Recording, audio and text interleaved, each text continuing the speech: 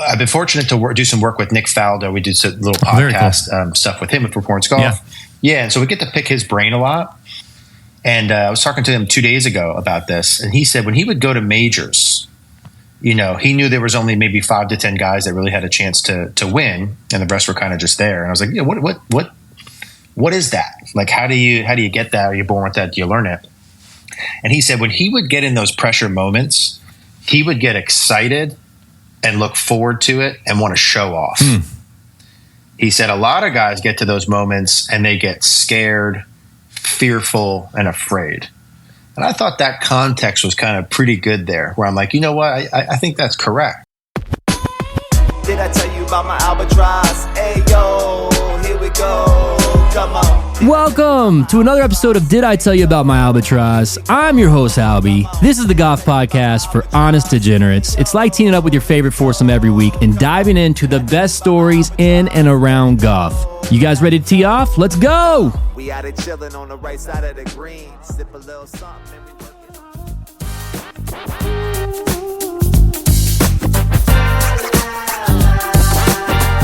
Welcome to another edition of Did I Tell You About My Albatross? I'm your host, Albi, and boy, do we have it going for you today. I've got Eric Cogorno with ericagornogolf.com. And Eric, do you mind if I just introduce you by sharing some stats with my audience? Okay. All right. You've taught over 35,000 in-person lessons. I've got here you've taught over 200,000 golfers online. You've been named one of Golf Digest's best young teachers in 2023. Golf Digest has also named you the best teacher in the state of Pennsylvania. I love this, by the way. You pioneered the reverse slice sequence. You've been featured in Forbes. And really, talking about golf publications, you're everywhere. You've partnered with some of the greatest golf minds in the world, including Sir Nick Faldo. I've seen you with Ledbetter, you name it. You have over 79 million views since 2017. 79 million. It's insane. You have a new channel that's going to make everyone a better person. It's called Lessons I've Learned with Eric Cogorno. You have over 300,000 subscribers on your golf YouTube channel, Eric Cogorno Golf. First of all, Eric, welcome to the show. But do I have all of that right? I think that all sounds correct, man. Yeah, I appreciate that. Appreciate those kind words. Yeah, well, no, man. Well, I appreciate you hopping on here. You've actually been someone, you don't even really know this, but you've actually been someone that, I subscribe to for quite some time now. I've learned a lot from you. And you have a gift. And so Eric, just so you know, man, I'm a 4 to 5 handicap. I've taken lessons from probably, maybe 50 or so instructors. And I've landed with one of my co-hosts actually on the podcast. He's a PGA teaching pro, and he was really upset that he couldn't join us today. But he's awesome. Like, don't get me wrong, he's great. But man, you have a special gift in the fact that you're able to pass along a particular lesson in a very digestible and very applicable way. Like, a lot of times I'll go through these lessons with different instructors, and they're all great in their own right. But the one thing that I think is very, very difficult is to be able to actually, translate what they're actually saying in something that's digestible, something that's applicable, and something that you can actually start using right away. And I feel like you're a pro at that. Thanks, man. I appreciate that. And, there's obviously, before we started doing videos, I spent my first 10 years trying to get really great at coaching. And one of the things, man, I learned early on was to be a really effective coach. You have to be great at communicating with the person in front of you. You got to be able to distill, the golf swing is remarkably complicated, but at the same time, beautifully simple, right? Which is kind of like a weird dynamic. Yeah. And when you're coaching someone to be a great coach, you've got to be able to communicate with the human in front of you really, really well. And I think what served me well was I studied a lot of communication and worked on that just for my one-on-one lessons for 10 years before we started saying, hey, let's start doing some YouTube videos. And so it's sort of a natural transition to being on camera for me and trying to basically communicate what I would communicate to one person in front of me to the masses. And how do you take that lesson and make it fairly applicable for everyone? So I appreciate that. And that's something that was definitely a learned skill for me. Yeah, well, I think it's one that's really important that you focused on that, because I think it is a differentiator for you. And I know one of the reasons that you're here today is because, you're launching this new YouTube channel, which I'm fascinated by. It's something that, with the podcast and everything that we've been doing, obviously it's more golf focused, but really, maybe it makes sense. All my listeners can tune out. They've heard this story on just about every episode. So let me just explain to you, Eric, how this podcast came about and why I was so excited to bring you on, because I think it does relate to this new channel that you're, that you're launching. So really, and by the way, I love telling the story. So the year's 2020. Let it rip. Member golf tournament. My buddy and I, final hole, 2-day tournament, final hole. It was a par 5. We call it Pine One. So we actually ended the tournament on the first hole. It was a shotgun tournament. Anyway, so we tee off, or I tee off, hit a really good drive, and I was 247 out, 3 wood, it goes in. Now that's not even the crazy part. The crazy part is that we had 2 buddies that were waiting for us to finish, so they were actually at the hole. We go over there and I start looking for this ball, and one of my buddies, Nick, he goes, "Hey man, did you hit a good shot?" And I was like, "Oh, that's probably one of the best 3 woods I've ever hit." He was like, "Yeah, it went way over the green, man. It's somewhere over there." So I start looking for this thing, can't find it anywhere. Finally, I'm like, "Dude, where's this ball?" And he said it went in the hole. And so I'm like, all right, great. So we lose our mind. We go inside. We turn our scorecard in. And Eric, this is where things just get like bonkers. They're like, "Oh yeah, by the way, going into that last hole, you were 3 shots back of the lead. So with that Albatross, you ended up tying for the win of the tournament." And I mean, we were doing a Calcutta at our club, so we had won like a couple $1,000. Like it was, dude, I thought I was gonna be famous. I thought I was gonna have your following by now. I thought immediately I was gonna but no one cares about my golf shot. Like no one cares. My wife's sick of me talking about it. My friends too. So I'm like, I'm gonna start a podcast and I'm gonna tell the whole world about it until Scott Van Pelt and I are doing what you and I are doing right now, and I'm on Sports Center. So that's the whole premise. But really, the whole reason I bring that up, Eric, is because this new channel that you're bringing to market, which I love. And correct me if I'm wrong, keep me in the guardrails here, but it's really more along the lines of like personal development, the mental side of things. And what that one shot taught me, I mean, yeah, it's a lucky shot. I get that. But dude, I've started living my whole entire life a lot differently. Like now I kind of think that like really anything's kind of possible. Like even though that the odds of that, which by the way, I have the odds. I hired a data scientist to figure out what the odds are to be in that predicament, to hit an Albatross, to tie for the win of the tournament. He came back with 1 in 600 million. And like because of that, I'm like, now like anything's possible. Like no matter what, like as long as you just think that anything's possible, then you have a much better chance of realizing whatever it is that you're going after. And so that's why when I saw this new channel, I was really excited and I started digging into it. Man, I really think you're onto something. So that's why I was excited to have you on here. What a story, dude! Isn't it amazing too? Like you before that shot. And you after that shot were essentially the same human in terms of like your skills, what you're able to do, your network connection, but just a mindset shift, right? Could completely change your life. Totally. And that is what that new channel is about, man. Like for me with golf, like, golf coaching is like our main shtick. I felt like I coached golf, played golf, learned enough where I'm like, hey, let me share. I think I can really help people. And I coached, spent 10 years trying to get great at coaching before we did that. Once we launched this channel and I got really into personal development and improving myself in my life, I spent the past 8 years now really studying personal development, improving my own life, testing things out of myself to where now I feel just like I did day one in golf, like, hey, I know enough now where I feel comfortable being able to share with other people. And so just like I share lessons of golf, this is just when we put out a video, it's just more of like, hey, maybe this will help you. This is what I've learned. I want to do the same thing with those sort of videos for those that are interested in improving themselves beyond just the golf. Love it, man. I love it. And then to take that skill that we were talking about earlier and being able to, to really apply your teaching style to it. I mean, I think it's going to be really valuable for, really for everyone, not just golfers. That's why I'm really excited for it. And my family, I come from a family that is, they're really big into personal development. It wasn't taboo. It wasn't like, it was actually encouraged like growing up and everything. And so, but this golf stuff that I talk about, I've had a lot of guests on and they're, don't get me wrong. They love it. And I have friends that, tune into the podcast just because they're my friends. But, like people like that maybe aren't like golf fanatics will actually be able to get, something from it because again, it's that teaching style that I think differentiates you. Eric, I got a favor to ask. Like, can you just kind of maybe share with me your journey, like from a golf perspective? Can you maybe, first of all, this whole concept of being scratched by age 15 is just incredible. But maybe just share with me, like, what your journey and how you became one of the top online teaching pros. Yeah, sure, man. So like, I grew up playing all kinds of different sports, baseball, basketball, football, golf. I didn't start golfing until I was probably like 12, 13-ish, but I played baseball and basketball my whole life. And I think like a lot of us, like I was a good baseball player, which in my mind meant like, oh, I'm going to be the Major League Baseball player. And you quickly realize that like, okay, hey, you're not as good as you think you are. So I started golfing in middle school because my dad played on the weekends with his friends, with his buddies. And I looked up to my dad, I think like a lot of young boys do when you're growing up. And so I just wanted to hang out with my dad and his friends. And that's kind of how I got into the golfing. And I would never forget, he got me this little set of clubs. It was like a pitching wedge. And I was probably in like, it's probably in sixth grade at this point. And I'm think of myself as a good athlete at this time, right? For context. Right. And I take the pitching wedge, drop a ball down in the backyard. We had like an acre and a half. And I hit a ball, my first swing, pured it. Like couldn't have hit the ball any better like that. And then every other shot I hit was like a shank, duff, high, left, low, right that day. And it drove me nuts. I was like, gosh, I can do whatever I want with a ball and bat and, whatever. But I really had a hard time hitting that freaking ball that was just sitting there. Right.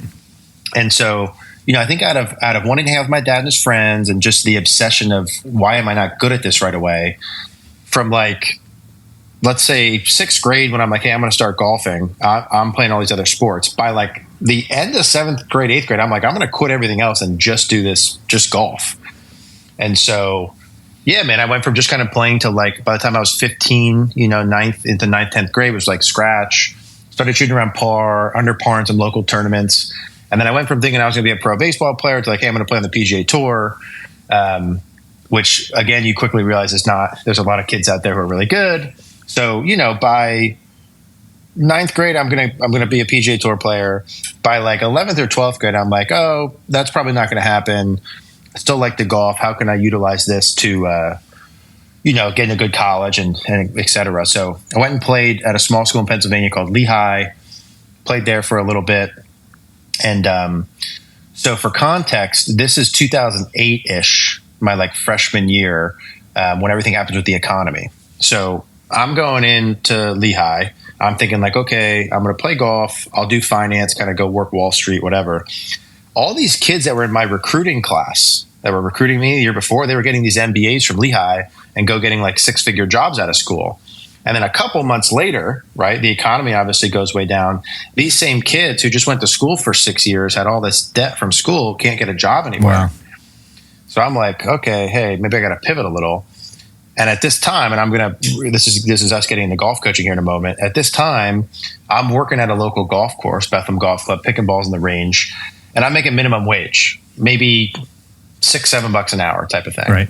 And I'll never forget, this was August, and it was hot out, and I'm picking balls on the range, and our range is bumpy. So, I'm bumping up and down. I'm sweating.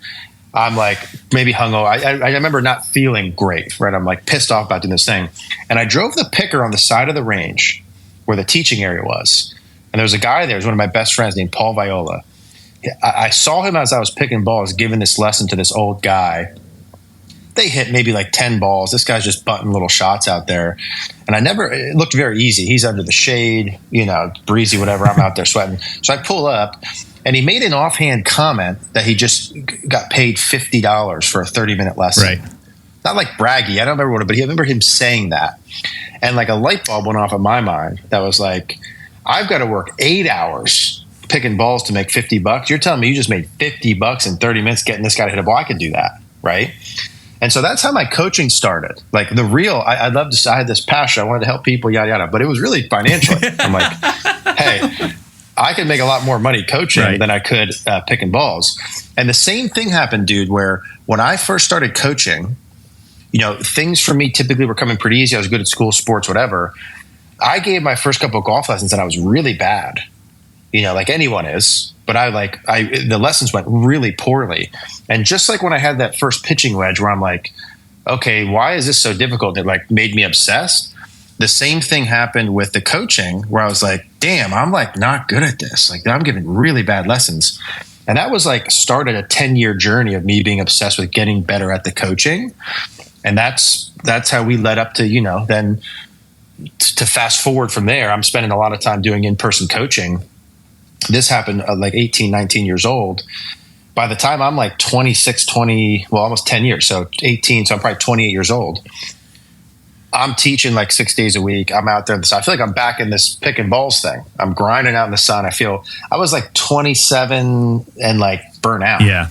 Like tired, And so I'm thinking, gosh, I can't, man, if I'm like 56 years old, I can't be out here, doing this forever. So that's when I started. That's when the whole thing started. Like, okay, let's start doing some videos. How do I grow our audience? I started I saw like Grant Cardone and Gary Vaynerchuk, and I'm watching these videos about monetizing online. And that's where then the YouTube idea came from.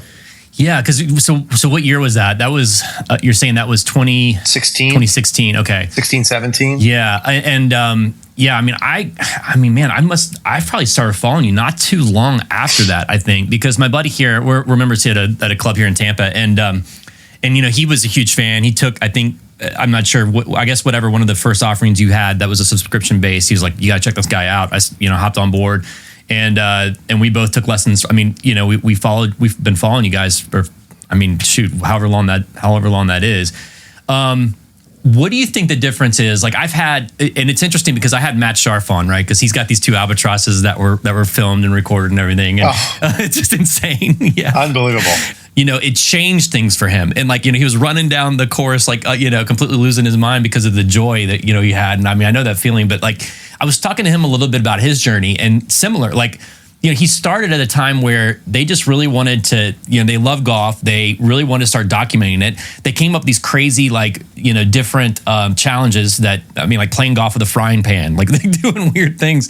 And it somehow, but I think the timing was right. And obviously look where these guys are now. It's just unbelievable. I think also too, the fact that it was before COVID. So it was also a perfect transition, and you were set up perfectly for COVID when everything actually did convert to online. I'm in sales for my 9-to-5 job, and I do a lot of customer meetings on site and everything. But man, has that even shifted? And it really hasn't shifted back. We primarily now do online meetings, and it's all it's all virtual. And I feel like you guys were set for that from day one. So how did COVID? Did it just actually increase things for you, or how did that work? Yeah, it's interesting, dude. We had a side note thing. I had an Albatross too when I was in high school. Oh, no way! Tell me about that. I'm part of that. Yeah, I had made a 2 on a par 5, driver 3-iron, hole number 2 at my home course at Bethlehem. Wow. 1 hop, boom in the hole. I actually birdied 1, double eagled 2, birdied 3. Wow, that's quite the start. And then I got so uncomfortable, and then shit the bed the rest of the way in. But yeah, anyway, so we put our first video up January 1st, 2017. Okay. Was our first YouTube video. Okay. So we talk about this. It's interesting. When we first started, when I was doing the online or in-person coaching, let's say 08, 07, 08 into 2016, 2017, there wasn't that many people doing videos that had membership sites, and there was maybe 3 or 4 good ones. Wow. Maybe. Wow. So the market was very small, right? And so in 2017, 18, 19, 20s, we were building up. We started gaining a lot of market share in terms of the online coaching. So on a positive note, COVID was good because people were home. They were more open online coaching. So that helped some. But there went from the competition went from there was 5 of us to there's 500, golf coaches doing online coaching. So I'm not sure, looking back upon it now, I think it sort of, the competition rose so much that I think it sort of evened itself out. It'd be interesting if that didn't happen, where we would be. But certainly with the people, people getting nets at home and practice mats at home and being more open to online coaching. We just had our best YouTube year ever this past year, 2023. Yeah. So we had our best year in terms of performance across the board. So we're still, growing every year, which is good. But the COVID thing's interesting because everyone does online coaching now. Yeah. So, there was far less when we started. When you get these one-on-one lessons online, I don't really think you lose much from the teacher being there. I guess there is sort of a lag in the sense that you don't get that instant feedback. You don't get that, but now there's even live, you can even do, live variations where you can actually, stream it. I guess first of all, do you guys do that? Is that an offering that you have right now where you can stream, or is it still just hey, record a video and then I'll tweak it? It's still like 80% record a video and I'll tweak it. We do some of the streaming stuff. And it's like, listen, there's nothing as good as in person. Yeah. I mean, any sort of online thing, it might be 80% is good, 90% is good. But it's also like wildly more affordable, right? Totally. Like our offerings online start at $79. If you even want to think about coming to see, in person, we're talking $350 for an hour, $1,500 for a couple hours type of thing. So it's like, the bang for your buck with online coaching is very good. And I think, I've honestly, man, through doing the videos and the analysis and sending back a plan, I've found that the effectiveness is about the same as even if I was with them in person. Oh, or if you're, or even if you're doing the live, like a FaceTime or something. The benefit of doing the live FaceTime is you can get them to exaggerate more faster. So you might be like, hey, I know I'm supposed to do X move, but then when you're doing it, you're like, oh, that's not enough, do more, instead of waiting a week, 3 weeks, a month. So from that perspective, like if I'm in person with you, the benefit is there's no stones left unturned and you're going to get the full, this is how far I got to go. If you're by yourself, which 98% of your practice, you're going to be by yourself, in between sessions and stuff. Right. It's like being very clear on this is what we're doing. This is how much. This is how I know if I've done it correctly or not. Right. Like really going through those pieces. But like anything else, dude, let's say we do 1,000 online lessons a month. It's like you do 1,000 of anything a month, you get really good at knowing how to do it regardless of the format. Yeah, or the person, I guess, too. You said something really important there, I think, that I always forget about. It's this exaggeration. Like my buddy, his name's Lakin. We call him Panda just because he's got an amazing head cover that's a panda. But he always says the same thing. He's like, he'll get me in these weird. It's so crazy. This is the thing that blows my mind with golf and like just golf instruction. It's like he'll get me in these really weird positions where like, I think. Like, I'll even think that I'm like, that is, and it's exaggeration. Like what he's trying to do is get me to exaggerate that particular, whatever he wants me to do. And then I'll look at my swing and it'll just feel, it'll look almost identical to me just swinging like I always do. I'll be like, this is so weird. This looks totally weird. And then I'll look at the video and it's like, you can't even really tell. It's just, it blows my mind. But is exaggeration, in your opinion, is that how you get your students to really do, like I guess, pick up that feeling or pick up what you're trying to teach them? Oh, there's no other way. Oh, really? Yeah, there's no other way. Yeah, you're better off just accepting what you just said as is. Okay. And just going in with like, that's the expectation. And then, because I still get the same thing, dude. When I look at my swing and feel something, it looks completely different than what I feel is going on. But I know it going in, so it emotionally doesn't throw me off. Like I know this is to come. And what's really key, you said, is that you look at the video where people really struggle. Yeah. Like because I go get a lot of lessons too, just to make sure I'm on the other side cool. and I know what that feels like. And like, if you're feeling those things, this is for someone listening. If you're feeling those things and they feel weird and different, and you don't have immediate video confirmation where you can look at it from yourself or your coach, you are in for a roller coaster ride. Really? So most players come too far over the top, the face is open. So they need to feel like they swing so far from inside, it's unbelievable. And probably that the club face is so crazy closed. And how do you know that you've exaggerated enough is what the ball did. Oh, wow. So like, let's go back to your example. Hey, I'm swinging too far inside out. The face is too closed. Now there'll be reasons why you might figure out earlier on. You're like extend too much. You don't rotate enough. You release too early, whatever. So you want to find root causes. But if you swing in now and the face is too close, and let's say you got to neutralize your path, you might need to feel like you're swinging wildly over the top. Right. Like, I can't even believe that I can even hit a ball from there. But then what did the ball do? If the ball flew straight, right, let's just say you did it correctly, then by definition, that amount of holy shit is correct today, right? Now, a month from now, you might feel that same holy cow and the ball starts fading a little bit. You did too much. Yeah. If the ball's still hooking, you didn't do it enough. And so what I try and do with students is like, let's just unemotionally accept that. That's just what it is, right? We're stepping on the scale. This is how much we weigh. This is where we are. And then you can get into doing get the changes going quicker. It's not easy, but it's straightforward. So Eric, I've asked Matt. I've had a couple other professional golfers on here.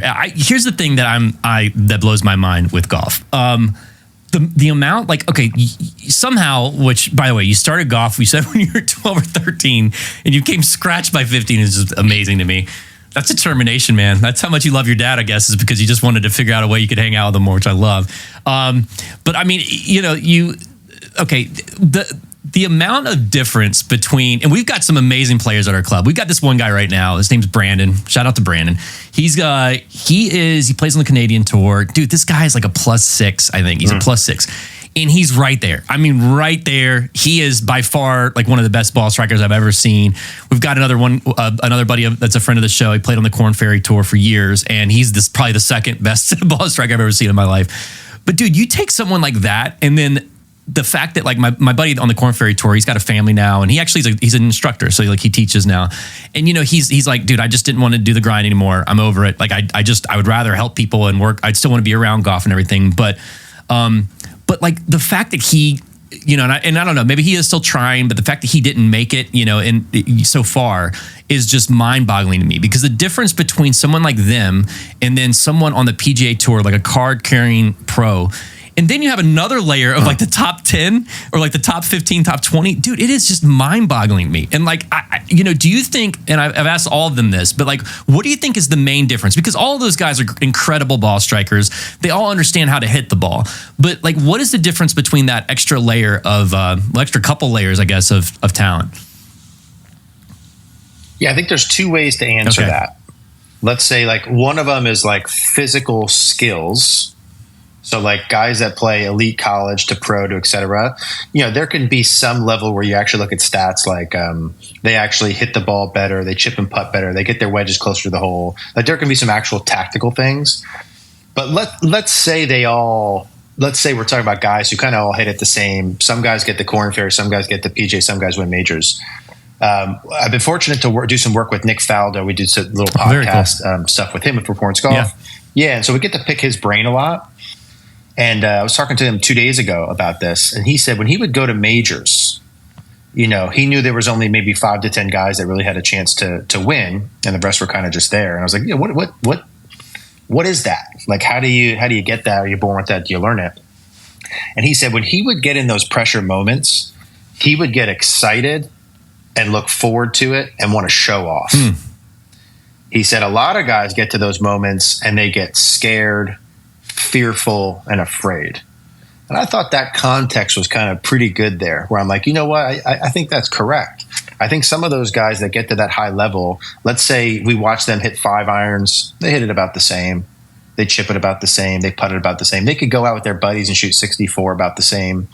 But when you're at a tournament and the bright lights are on and there's people in the crowd and you got to make the cut for a paycheck, some people rise up and some people don't. And that's usually not because of your swing mechanics. A lot of people want to blame it on swing mechanics. If I just improved my swing a little bit, I'd do better in that scenario. I don't think so. I don't think so. Okay. That's why, like a lot of us, like if we go common amateur problem to answer the same question, Eric, when I go out in the range, I hit it really good. But when I go on the course, not as good. Man, when I play with my buddy and I have a drink or two, I shoot this. But then I go play in the tournament that I care about and I shot 10 shots higher, right? What happened? So it's a lot of the same. That ain't because of your swing, pal. Yeah. That ain't swing mechanics, right? That same swing worked really good in the range. What happened is there was consequences. You cared more. You were fearful of a different outcome. And you're not in that environment enough. Like a lot, this always cracks me up. Okay, hey Eric, I play good with my buddies, but I play in this tournament twice a year, and I never play as well. I say, you just remind me, how often do you play with your buddies? Twice a week, all year? Okay, so you play 100 rounds with your buddies per year, and you play in 2 tournament rounds. Like, which one do you think is going to go better? Totally. Yep. Okay, the thing you do more often. So part of that too with those guys is like getting in the environment enough, learning how to embrace it and feel excited about it and get to show off. Like Wyndham Clark has been talking about with his mental coach. He talks about it's not all mindset, but it's a lot of it. Well, I love that. I've actually never heard anyone say it that way, show off, because I think that also, that kind of ties into the confidence and just believing, like having this like almost like obscene, confidence in yourself. And maybe, a lot of these guys are kind of quiet about it. Some guys are braggadocious and but like I did talk to, my Korn Ferry buddy, like in depth about it. And he was saying that, you meet like most of the guys on the Korn Ferry tour, or even the Korn Ferry tour, right? Or, probably even more so on the PJ tour. They have just this like incredible amount of confidence that, that they don't even really maybe show on the outside, but they are like, they're cocky dudes. Like they're typically very cocky because you almost have to like have a delusional type of self-confidence. I kind of do that. All right. So I kind of do that on a different level, Eric. The one thing I've got going for me is my 60 degree. I've become, they call me Magellan at our club because I can get up and down, but dude, it's because my irons, I've been put in the situation where I need to get up and down so often because I can't hit the green that I've become pretty good with my wedge, but different type of confidence, I guess. But I love that, man. It's a really interesting way to put it. Yeah, and that goes to show, like, even though you're saying jokingly, it's like you got really good at chipping because you had to do it a lot. Yeah. So, like, for those that are listening, right, if you want to play better in this member tournament or whatever once or twice per year, you got to play in a bunch more tournaments leading up to that. That's got to be your normal. The normal's got to be the tournament. I could do a speech all day long in front of a mirror, but as soon as I step on stage in front of 10,000 people, way different. How do you get better at that? You got to step on stage more often, right? You got to put yourself in the environment more, no doubt. Yeah. All right. I'm a big swing aid guy. What do you think? I mean, I've literally, I could probably show 5 right here. I've counted, Eric, I've got 36 of these things. I'm going to do a segment where my co-host and we're going to be breaking down all the swing aids and we're going to be rating them and reviewing. Obviously, I would think that the swing aids are probably good for certain people and other ones not. I think probably different strokes for different folks. But I mean, is there something that you think could benefit, like to all the listeners out there? Is there just something that maybe has worked for a lot of your students that maybe more so than others? Yeah, it's a good question. So, like, we've had this is our 8th year of the channel. I probably personally tested, without exaggerating, maybe between 100 and 200 training aids, realistically. And so I get sent training aids all the time, right? Course, people are like, hey, try this. What do you think? You want to promote it? And we've promoted 4 in 8 years out of 100 or 200. Interesting.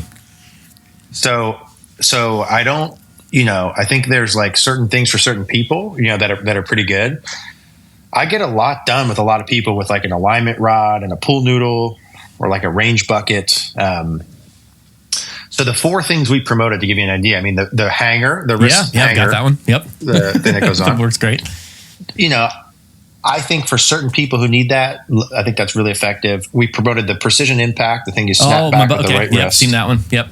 It clicks, right? I like that. It clicks, and this one holds you in it. Oh, okay. Which I like. Yeah, it keeps you back in there like that. We did one other with performance golf, and then we have. So I just got done testing. Did you see the thing with David Ledbetter, the straightaway? Yes, I've got that one. The little line on it. So, I go into all those things extremely skeptical. Okay. I think there's like a literally 1 in 20, 30 chance that I'm going to like the thing, but I like that. Okay. Now it's another one where I'm like, I don't know that it's for everyone, but if someone struggles with the takeaway, getting way under plane or way out, the little visual that thing gives on you, that gives you in the takeaway. So we're going to do some videos on that. That's top of mind for me.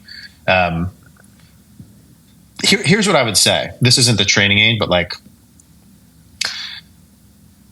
8 out of 10 golfers, you could probably make a really big improvement if you could, when you take your setup, draw a line up the shaft, like a swing plane line, and just learn to keep your club on that line. If you watch really good ball strikers, and I'm talking only from takeaway to about hip high on the way back, and then from about hip high on the way down in impact. If you look at any ball strikers, like, this could be a challenge for you guys. Go on YouTube and look at it. And even just use your finger or a little line on their club head. From hip high into the ball and from setup to hip high, and you look at enough swings, the top 100 ball strikers, 95 of them would have that thing riding almost right on that into the golf ball. Getting the club on plane, however you do that. Like for you that hits hooks, you're probably almost too far under for sure. Into the ball, you're probably too far under. And so getting the club on plane, whether you're a slicer and you're over it, you got to learn how to feel under it. Or for you, if you're a hooker, you're under it, you got to feel over it. That solves a lot of problems. If you can combine that with learning how to get the face, square to the path, which is a loaded suggestion because there's a lot of ways to do that. Yeah, I would say the one takeaway would be like figure out a way to get the club on plane. If there's a one sentence takeaway, love here. it. Yeah, no, I love that. I mean, yeah, most of them are snake oil. I mean, and I'm just a sucker for them. We had these one guys. By the way, I would love to get your opinion on this too. So I had these lawn drive guys on, and they compete competitively in the lawn drive stuff. And by the way, one of the guys, shout out this guy Sam. He's got Eric. This blew my mind. He is one of like maybe 4 or 5 people on the planet that people know about that has a ball speed of over 240 miles per hour. It's just crazy. I mean, dude, these guys, listen to this. They crack, like this is a problem for them. They actually have to they crack between 4 and 6 golf balls every range session, crack them. And I mean, they're like, we have to think about it because especially if they're hitting into their net at home, they're like, we have to get special balls because we don't want to we don't want to break our face on our club, but we also don't want to go through a bunch of they're not getting balls for anyway. It's just crazy. So I was talking to them, they came out with swing aid and it's a speed training aid. But I guess my point is that I'm a tech guy, right? So I think that technology and just golf instruction moving forward is going to be so cool to watch. So I think that a couple last questions here before, and I'll get you on out of here. All right, I ask everyone these 2 silly questions, Eric. These are not really golf related questions, but I ask everyone just because I like silly, and these are certainly silly. So, can a human being, Eric, eat a golf ball and survive? Man, I feel like it'd be hard to swallow a golf ball, huh?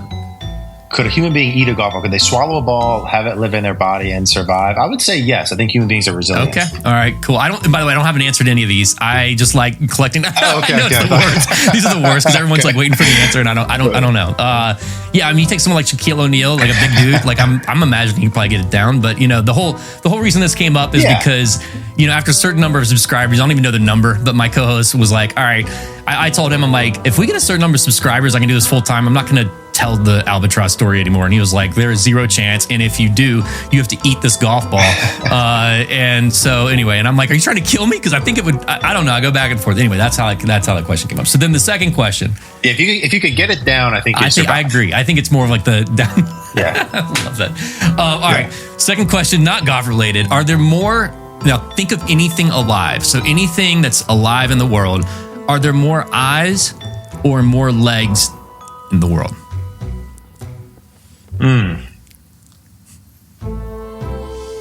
Yes, I mean, immediately my mind goes to there's a lot of creatures with 4 legs, right? A lot of creatures with 4 legs. There's spiders with lots of legs. There's 1,000-leggers.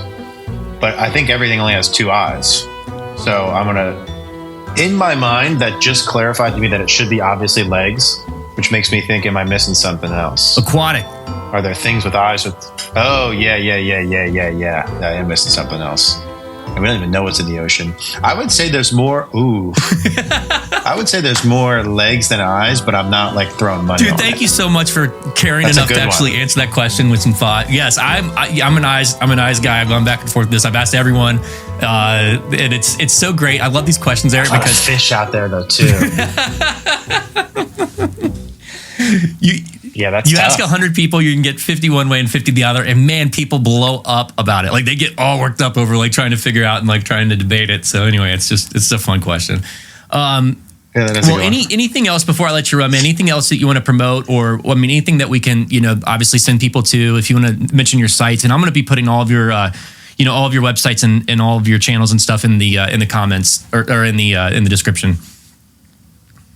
Yeah, no, I appreciate you having me, man. I feel like I'm here to serve, hopefully help some people golf better, live better. Obviously, our YouTube channel, like you mentioned, being the Eric Cogorno Golf, you guys are into golf stuff that we share there, and a lot of little quick tips on Instagram, but the full YouTube videos. We did just start that second YouTube channel if you're into personal development, Lessons I've Learned with Eric Cogorno. That's a working title, but that's how you'd search it right now.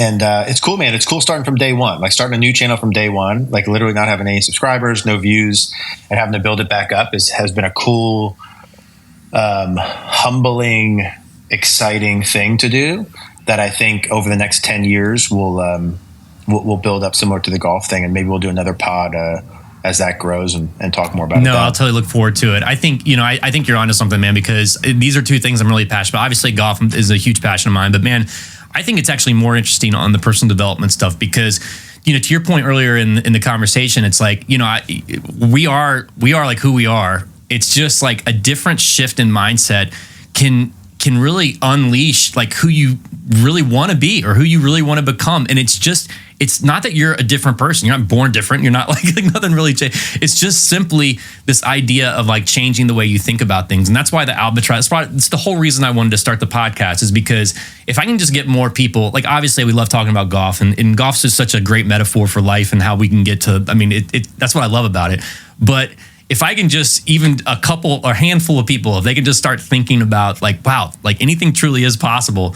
I mean, that's a great shift in the right direction. And then, you know, you can really be whoever you want to be. So I appreciate you saying that earlier. And yeah, man, I'm looking forward to kind of staying all over and staying tuned to your new channel. I'm excited to see you grow it.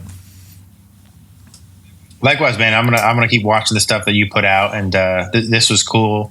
I'd love to come back whenever you need to fill a spot. Awesome, man. All right. Well, Eric, thanks so much for joining us. And until next time, everyone, thanks for tuning in. Did I tell you about my Albatross? Thanks for tuning in, everyone. Don't miss out on our upcoming golf giveaways and experiences. They're exclusive to our subscribers, and all you got to do is subscribe. And until next time, golf's easy. Think fairways and greens. Oh, here we go. Come on. Did I tell you about my Albatross?